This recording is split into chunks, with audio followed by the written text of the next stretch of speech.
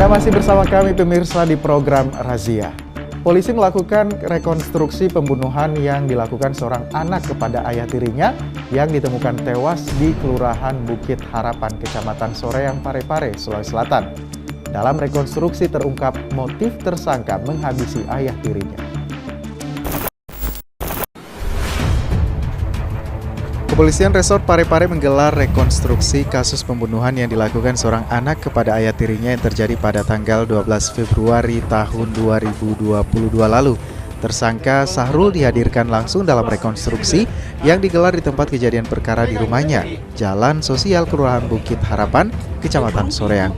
Dengan pengawalan ketat dari kepolisian, tersangka melakukan sebanyak 23 adegan dalam rekonstruksi yang mana diawali dari kedatangan tersangka ke rumah hingga di mana adegan tersangka menghabisi nyawa ayah tirinya.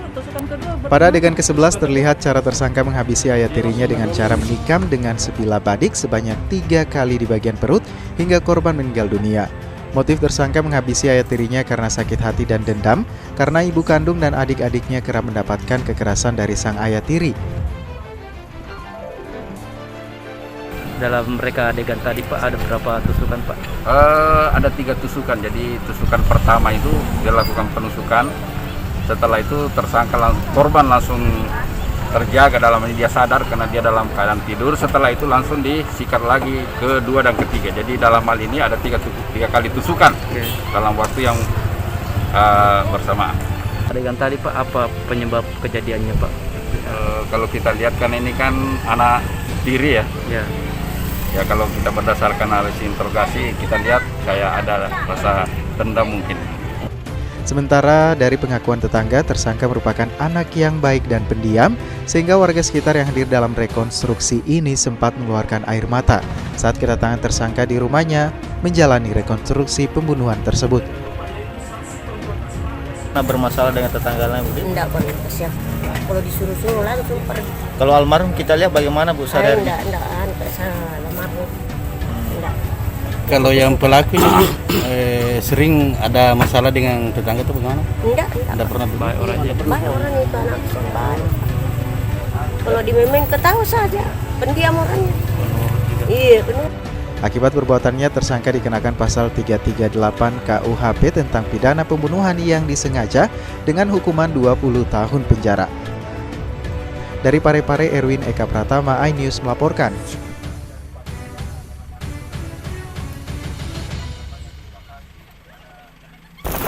Aksi perampokan disertai kekerasan terjadi di Kabupaten Bone. Pemirsa, pelaku yang dikenal menggasak uang tunai dan emas korban.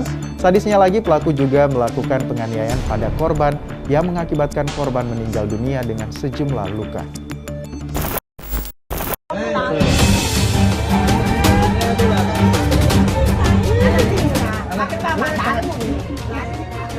MR, seorang ibu rumah tangga, ditemukan tewas bersimbah darah di dalam kios miliknya di Kompleks Pasar Lama, Desa Pak Tiro, Kecamatan 2 Bocoe, Kabupaten Bone. Korban tewas di tempat kejadian dengan 13 luka bekas penganiayaan yang diduga dilakukan pelaku perampokan. Selain membunuh korban, pelaku juga berhasil membawa kabur uang tunai puluhan juta dan emas 50 gram. Aksi perampokan ini terjadi saat kondisi sekitar kios dalam keadaan sepi. Warga baru mengetahui kejadian tersebut setelah mendengar ada teriakan dari dalam kios. Warga yang datang ke kios milik korban menemukan korban sudah tak bernyawa bersimbah darah dengan luka menganga pada bagian kepala. Aparat Polres Bone telah melakukan penyelidikan dan mengambil barang bukti serta keterangan warga setempat. Karena itu dari pihak kepolisian sementara masih dapat penyelidikan untuk mencari bukti-bukti yang ada, dan saksi sudah melakukan pemeriksaan beberapa saksi supaya untuk mengungkap kasus kejadian tersebut yang ada di Kecamatan Bone. Dari Kabupaten Bone, Bulan Sri Indramaya, iNews melaporkan.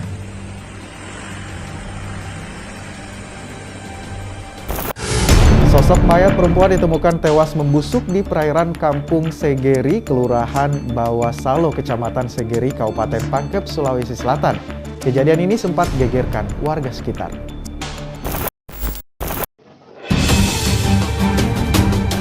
Sosok mayat yang sempat gegerkan warga sekitar Kampung Segeri, Desa Bawasalo, Kecamatan Segeri, Kabupaten Pangkep, Sabtu malam. Ditemukan dalam keadaan terapung dan mengeluarkan bau tidak sedap di tepi sungai oleh warga sekitar. Selanjutnya dilarikan ke puskesmas terdekat oleh pihak kepolisian untuk dilakukan otopsi lebih lanjut. Korban bernama Nur Hayati, 52 tahun, ditemukan oleh warga sekitar di tepi sungai Kampung Sigeri sekitar pukul 20.50 waktu Indonesia Tengah malam. Sebelumnya keluarga korban melaporkan ke pihak kepolisian bahwa salah seorang keluarganya telah menghilang mulai malam Jumat. Saat dilakukan pencarian, salah seorang warga mengaku melihat mayat di tepi sungai Kampung Segeri. Pihak kepolisian menuju ke lokasi dan benar terdapat sosok mayat yang sudah terapung. Selanjutnya mayat dievakuasi ke puskesmas terdekat untuk dilakukan otopsi lebih lanjut. Tidak ditemukan tanda-tanda kekerasan, tidak ditemukan tanda-tanda bekas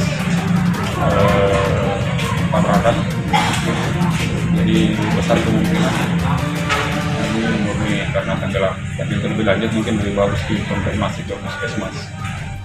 Ini kira-kira bagian di mana tenggelamnya Pak? Lokasinya? Kalau tadi yang ditemukan di perairan Kampung Segiri, Kelurahan Bawasalo. Sementara jarak dari Kampung Segiri ke rumah korban sekitar 2 kilo ya.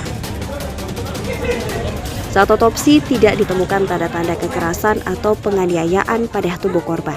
Diduga korban terjatuh ke sungai dan tidak bisa menyelamatkan diri.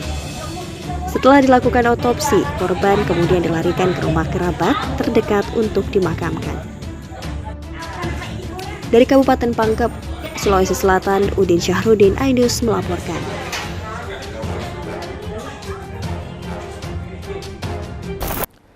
Pemirsa, informasi tadi sekaligus menutup perjumpaan kita di program Razia edisi kali ini. Kami juga tetap mengingatkan Anda untuk menerapkan protokol kesehatan secara ketat dengan memakai masker, mencuci tangan menggunakan sabun, dan selalu menjaga jarak. Saya Gufran Lamataha beserta kru kerabat kerja pamit undur diri. Terima kasih atas kebersamaan Anda. Wassalamualaikum warahmatullahi wabarakatuh. Salam kita pada salama.